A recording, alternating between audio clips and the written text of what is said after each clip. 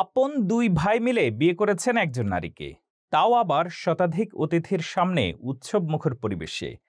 এই ঘটনাকে ঘিরে সামাজিক মাধ্যমে চলছে নানা আলোচনা সমালোচনা।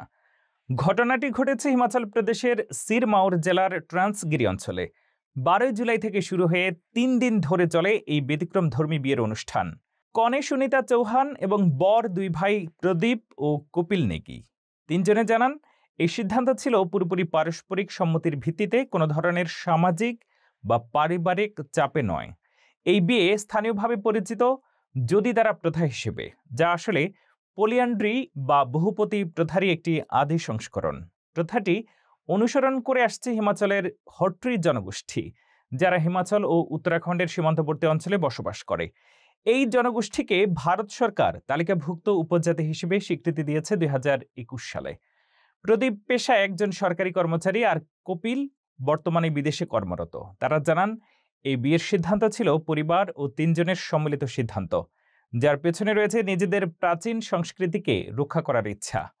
প্রদীপ বলেন, আমরা গোপনে নয়, সম্মানের সাথেই এই বিয়েটা করেছি। নিজেদের ঐতিহ্য নিয়ে আমরা গর্বিত। কনে সুনিতা জানান, আমি জানতাম এই প্রথার কথা, কোনো চাপ ছাড়াই আমি রাজি হয়েছি। আমাদের মধ্যে বোঝাপড়া দারুণ। আর কপিল বলেন, আমি বিদেশে থাকলেও আমাদের সম্পর্কের বন্ধন অনেক গভীর। আমরা ভালোবাসা ও দায়িত্ব নিয়ে একসাথে জীবন কাটানোর সিদ্ধান্ত নিয়েছি। এই বিয়ের ঘটনা ইতিমধ্যেই ভাইরাল হয়ে গেছে সামাজিক যোগাযোগ মাধ্যমে। অনেকে প্রশ্ন তুলছেন, আধুনিক সমাজে এমন প্রথা কতটা গ্রহণযোগ্য। তবে সিরমাউর জেলার বাধানা গ্রামে গত 6 বছরে এমন অন্তত 5টি বিয়ের ঘটনা ঘটেছে বলে স্থানীয়রা জানান। বিয়ের আয়োজনে ছিল লোকগান, নাচ এবং স্থানীয় ঐতিহ্য অনুযায়ী নানা আনুষ্ঠানিকতা।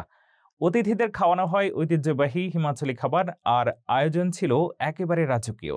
ভারতের কেন্দ্রীয় আইনে একাধিক বিয়ে নিষিদ্ধ হলেও হিমাচলের এই অঞ্চলের প্রথাগত আইনের দৃষ্টিতে যদি দ্বারা একটি সামাজিক স্বীকৃতি পাওয়া প্রথা।